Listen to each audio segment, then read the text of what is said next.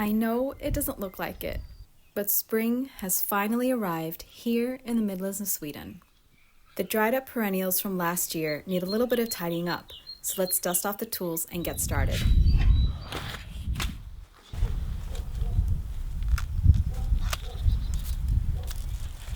I just snip off the dried up stems at the base of the plant and take time to remove any weeds that have snuggled up nice and tight next to any of the perennials.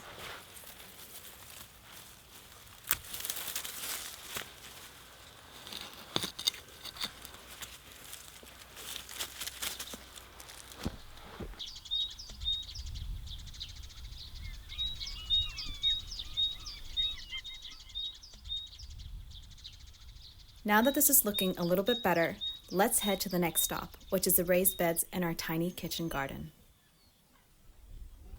So here we are, in a rather depressing looking kitchen garden. I've just removed the fabric I protect the raised beds with over winter, and as you can see, there's moss growing on the soil in pretty much all of the beds. We get a lot of snow and below 20 degrees Celsius in the winter months, so it's always a bit of a gamble to see what can handle our climate. The hardy chives and oregano are still standing though, and this is the 5th year they're popping up. Now it's time to do a little tidying up here and improve the soil for this year's growth.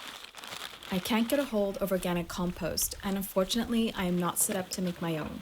Not yet anyway. So I'm adding organic, naturally fertilized soil to all of the beds.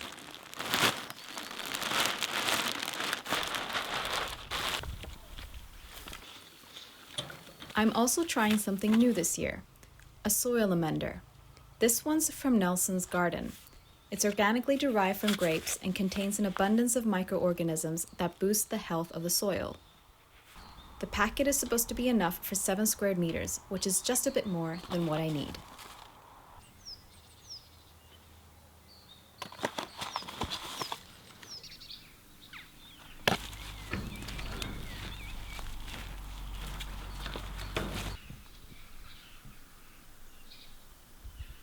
Right, so I've just finished tidying up in front of the barn as well as the kitchen garden, and I've prepared the soil and the raised beds so we can sow some seeds tomorrow and plant out some seedlings.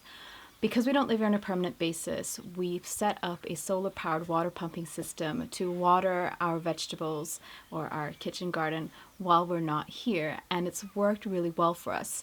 So tomorrow I'll be setting that up too, and I thought I'd make a video so I can show you guys how we've designed it, and if it's something you're thinking about doing yourselves, it might be helpful for you to see how we've gone about doing it. So thank you for watching, and stay tuned for the next episode if you want to see what else is happening in the garden.